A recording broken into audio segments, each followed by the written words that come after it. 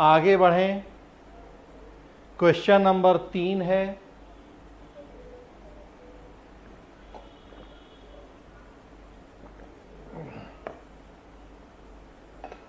जी हाँ, क्षेत्रीय दलों के नाम आप लिख सकते हैं, पार्टी के नाम यहाँ तो अब आरजेडी या जेडीयू, तो इनके नाम लिखे जा सकते हैं, उनमें कोई बुराई नहीं है।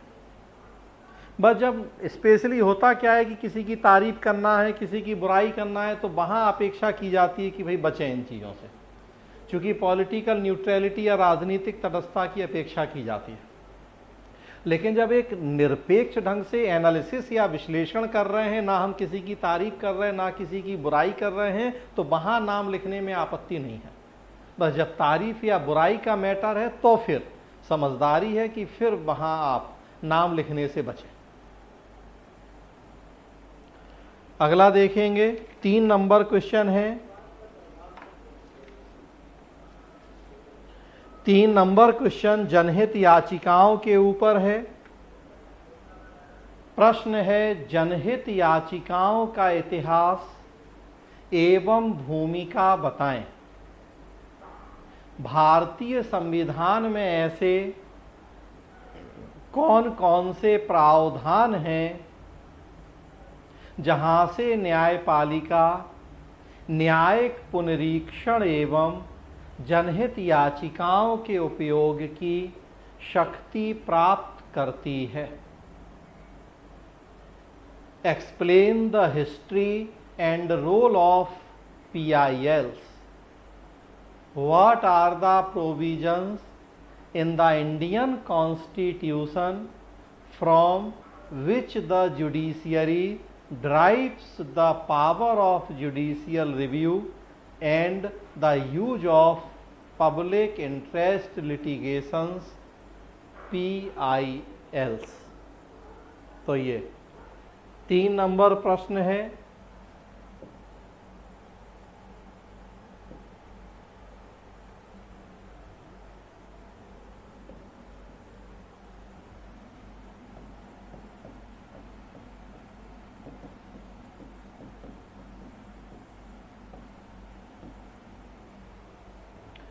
क्वेश्चन नंबर 3,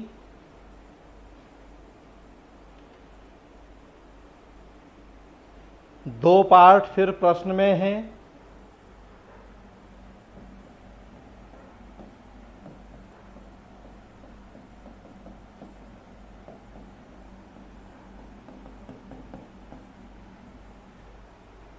जो पार्ट 1 है,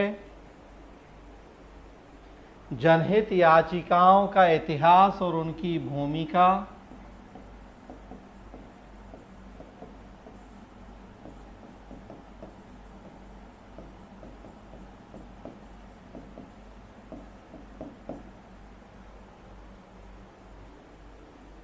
और सेकेंड पार्ट है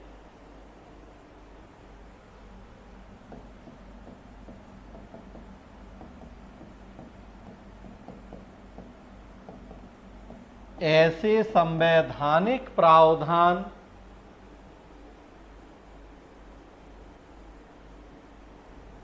जहां से न्यायपालिका को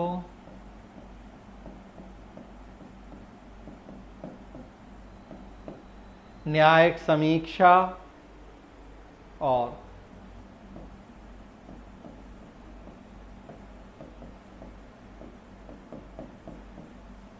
जनहित याचिका के उपयोग की शक्ति मिलती है।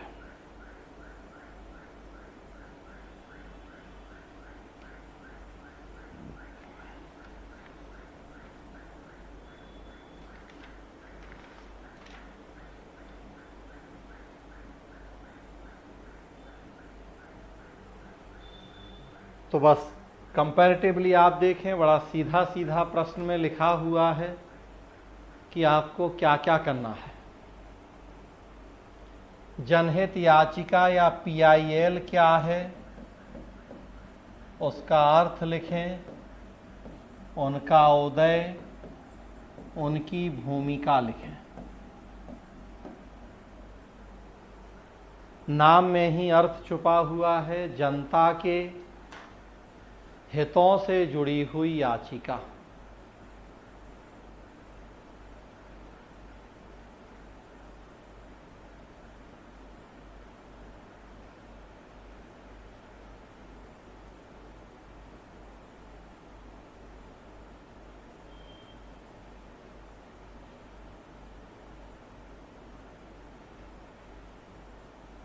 3 नंबर प्रश्न में यहां बता रहा हूं कि जनहित याचिकाओं का उदय और भूमिका बतानी है हमें। प्रश्न तो देखिए लिखा ही है सारा, मैंने उसको तोड़ रहा हूं, हर प्रश्न को उनके जितने कीवर्ड हैं वो निकाल के बता रहा हूं आपको। तो प्रश्न है कि जनहित याचिकाओं का इतिहास और भूमिका, और फिर है कि ऐसे संवैधानिक प्रावधान बताएं जहां से न्यायिक समीक्षा और जनहित याचिकाओं की व्यवस्था हो रही है। तो आपको शुरुआत करनी है जनहित याचिका क्या है उनके अर्थ से। नाम में ही अर्थ छुपा है, जनता के हितों से जुड़ी जो याचिकाएं हैं। जनता के हित मतलब व्यक्तिगत हित नहीं, बल्कि सामूहिक सामाजिक हित से जुड़ी जो याचिकाएं हैं उनको जनहित याचिका या पब्लिक इंटरेस्ट लिटिगेशन की संज्ञा दी गई है। क्या ये कॉन्सेप्ट है, क्यों कॉन्सेप्ट आया है, हमें इसकी चर्चा करनी है। हमारे देश में आप देखेंगे, चूंकि हमें उदय दिखाना है, इनका इतिहास दिखाना है, क्यों और कब शुरुआत हुई, तो वो चर्चा। हमारे देश में आप देखेंगे न्यायपालिका की एक बहुत बड़ी कमी है कि न्यायपालिका के ऊपर वर्कलोड बहुत ज़्यादा है, कार्यभार की अधिकता है, समय पर न्यायपालिका न्याय नहीं कर पाती है। और एक बहुत बड़ी समस्या है न्यायिक कार्यों में कि हमारे देश की बहुत बड़ी आबादी गरीब है, बेरोजगार है, निरक्षर है, सामाजिक आर्थिक दृष्टि से पिछड़ी हुई है। तो परिणाम कि वो अन्याय और शोषण का शिकार होने के बावजूद भी न्यायपालिका के समक्ष न्याय की मांग नहीं कर पाती है। ये जो दो बहुत बड़ी कमियां न्यायपालिका की हैं, एक वर्कलोड का बहुत ज़्यादा होना, समय पर न्याय नहीं मिलना, और दूसरा समाज के जो वंचित शोषित वर्ग हैं उनका न्यायपालिका तक पहुंच ही नहीं पाना। और इनका परिणाम है कि हमारे देश में न्यायपालिका सही तरीके से अपने जो न्याय संबंधी कार्य हैं उनका संचालन नहीं कर पा रही है। कहा जाता है justice delayed means justice denied, देर से मिला न्याय अन्याय के समान होता है। और इस लिहाज से अगर बात करें तो हम लोगों के देश में न्याय तो शायद ही कभी होता है। 10 साल, 15 साल, 20 साल या कई बार तो 35-35 साल न्यूज़पेपर में हम लोग पढ़ते हैं, देखते हैं कि तब जाके फैसले आते हैं। अदालत की एक व्यंग्यकार बड़ी अच्छी व्याख्या करते हैं, न्यायपालिका को उर्दू में अदालत कहा जाता है। अदालत में जो 4 अक्षर हैं अ, द, ल और ता, बड़ी अच्छी व्याख्या की है किसी व्यंग्यकार ने। आ का मतलब आओ, दा का मतलब दावा करो, ला का मतलब लड़ो और ता का मतलब तबाह हो जाओ। तो ये भारतीय अदालत है, आओ दावा करो, लड़ो और तबाह हो जाओ। कितना बड़ा व्यंग्य कटाक्ष है इंडियन जुडिशियरी के ऊपर, आओ दावा करो, लड़ो तबाह हो जाओ। तो न्यायपालिका की जो कमियां हैं उन्हीं कमियों के संदर्भ में ये कॉन्सेप्ट आया है जनहित याचिका या PILs का। जो वंचित शोषित वर्ग हैं वो न्याय के लिए जा ही नहीं पा रहे। छोटे बच्चे हैं, चाइल्ड लेबर हो रहा है, 10 साल 12 साल के बच्चे। महिलाएं हैं जो घरेलू महिलाएं हैं, पढ़ी लिखी नहीं हैं, सामाजिक आर्थिक स्थिति अच्छी नहीं है, शोषण का अन्याय का शिकार हो रही हैं, घरेलू हिंसा या और दूसरी कई दिक्कतें समस्याएं हैं। SC ST या और जो वंचित शोषित वर्ग हैं वो अन्याय शोषण का शिकार हैं। लेकिन आप देखिए इनमें से कोई भी वर्ग इतना सक्षम नहीं है हमारे देश में कि वो शोषणकर्ता के खिलाफ न्यायपालिका में जाए, न्याय की मांग करे। अगर सक्षम होते तो अन्याय और शोषण के शिकार ही नहीं होते। 8 साल 10 साल का बच्चा अपने मालिक के खिलाफ कोर्ट में जाके केस नहीं कर सकता कि हमारा शोषण हो रहा है, कि हमसे चाइल्ड लेबर करवाया जा रहा है। तो फिर होता रहे उसका शोषण, अन्याय होता रहे उसके साथ, कभी उसको न्याय नहीं मिले, क्योंकि वो तो उतना सक्षम है नहीं है। घर में बंद एक गरीब ग्रामीण महिला या इवन शहरी महिला भी जो सामाजिक आर्थिक दृष्टि से सक्षम नहीं है, कैसे जाए वो कोर्ट, कैसे न्याय की मांग करे? तो ऐसी स्थिति में जनहित याचिकाओं की संकल्पना आई है। पीएन भगवती जबकि सुप्रीम कोर्ट के न्यायाधीश थे 1979, तब ये कॉन्सेप्ट आया था हमारे देश में। व्यवस्था की गई कि अगर सामाजिक सामूहिक हितों से जुड़ा मामला हो तो पीड़ित व्यक्ति को ही न्याय के लिए कोर्ट जाने की ज़रूरत नहीं है, बल्कि पीड़ित व्यक्ति की तरफ से कोई थर्ड पार्टी भी जाके न्याय की मांग कर सकती है, एक याचिका दायर की जा सकती है, और उसी याचिका को हमने नाम दे दिया जनहित याचिका।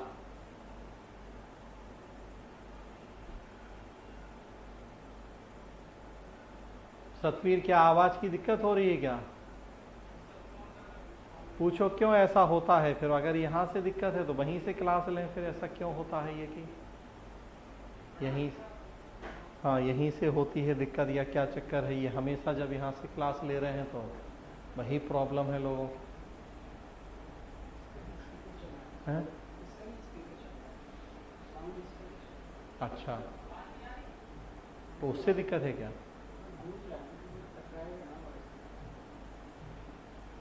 नहीं, तो यहाँ जो ऐप पे लोग जुड़ते हैं उन्हें दिक्कत होती है, जो जूम वगैरह से जुड़ रहा है उन्हें दिक्कत नहीं होती है आवाज़ की।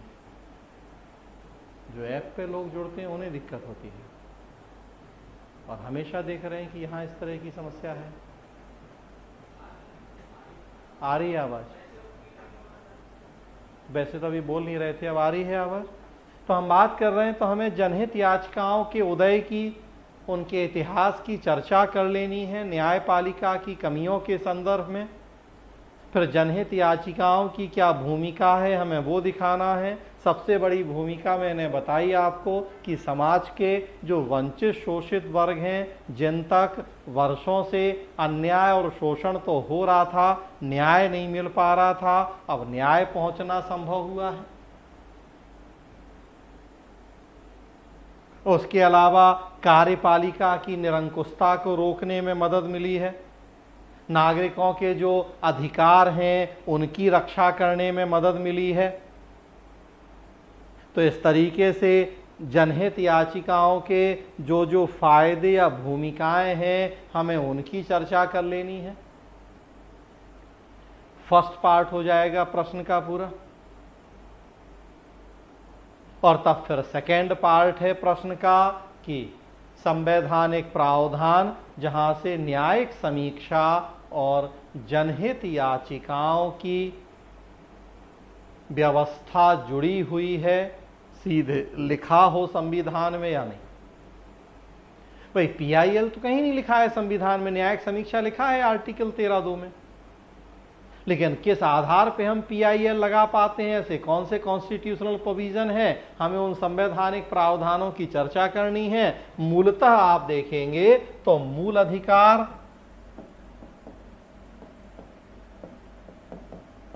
और नीति निदेशक तत्व, fundamental rights and directive principles, ये दो सबसे महत्वपूर्ण खंड हैं हमारे संविधान के, या भाग हैं, जहां से न्यायिक समीक्षा हो, जनहित याचिका हो, इन सब की शक्ति मिलती है हमें। और प्लस साथ में आप देखेंगे जब केशवानंद भारती मामले के बाद संविधान के मूल ढांचे का कॉन्सेप्ट आया है, तो न्यायपालिका को न्यायिक समीक्षा की ताकत तो वहां से भी मिल गई है।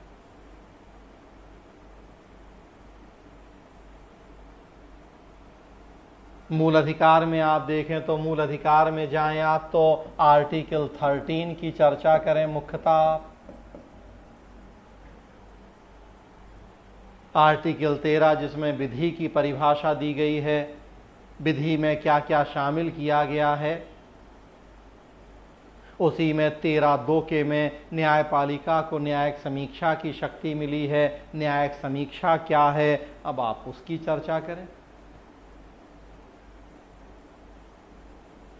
विधायिका कार्यपालिका द्वारा बनाए गए कानूनों, जारी किए गए आदेशों की इस आधार पर समीक्षा करना कि वो संवैधानिक प्रावधानों के अनुरूप हैं या नहीं हैं, कहीं मूल अधिकारों को ठेस तो नहीं पहुंच रही है, कहीं संविधान के मूल ढांचे को ठेस तो नहीं पहुंच रही है। तो इस आधार पर जब हम जांच या समीक्षा करते हैं, न्यायपालिका करती है ऐसा, सुप्रीम कोर्ट भी, हाई कोर्ट भी, तो न्यायिक समीक्षा कहते हैं। 13(2) के तहत उसकी चर्चा करें।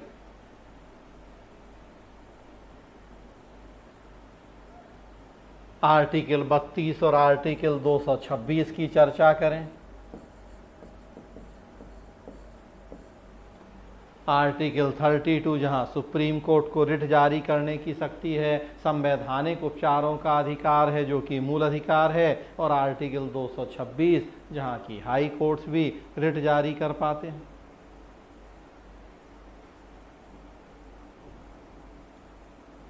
उसके अलावा डायरेक्टिव प्रिंसिपल्स हैं। आर्टिकल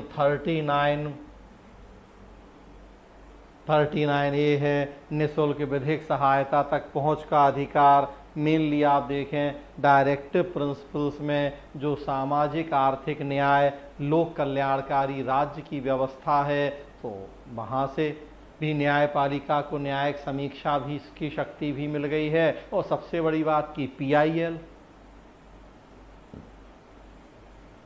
जो जनहित याचिकाएं हैं वो नीति निर्देशक तत्वों से बड़ी प्रभावित हैं, क्योंकि नीति निर्देशक तत्वों में बात है सामाजिक आर्थिक न्याय की। समाज के वंचित शोषित वर्गों को मुख्य धारा में जोड़ने की, और जब ऐसा नहीं हो रहा है, शोषण अत्याचार हो रहे हैं, हम PIL लगा के पहुंच जा रहे हैं कोर्ट।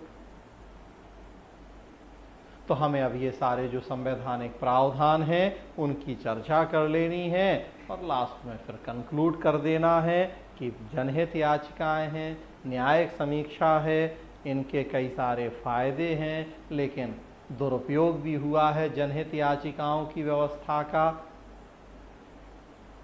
उन्हें रोकने के लिए समय समय पर कोर्ट ने कई सारे डायरेक्शन भी दिए हैं।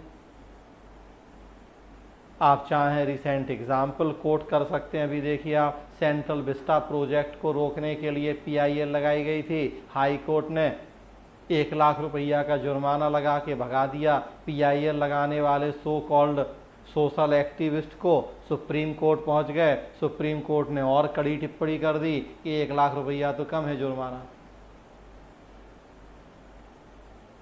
कौन सी ऐसी अनोखी सेंट्रल विस्टा से आपको आपत्ति है? दिल्ली में और ऐसी कितनी बिल्डिंगें बन रही हैं, कितना फायदा नुकसान है, क्या उनकी भी रिसर्च स्टडी करी है आपने जो केवल सेंट्रल विस्टा को रोकने के लिए आ गए? कौन सा इससे जनता के हित की अनदेखी हो रही है? पैसा तो क्या सारा पैसा अब सरकार केवल कोरोना में ही लगाएगी, किसी और काम को नहीं करेगी, सब बंद कर देगी? सबके बजट अलग अलग हैं। तो बड़ा मिसयूज भी खूब हुआ है हमारे देश में, थोड़ा सा उसकी चर्चा करना है। मिसयूज को रोकने के उपाय की चर्चा करते हुए कंक्लूड कर लेना है।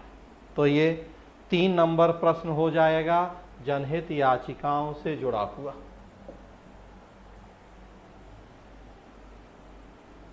हाँ जी।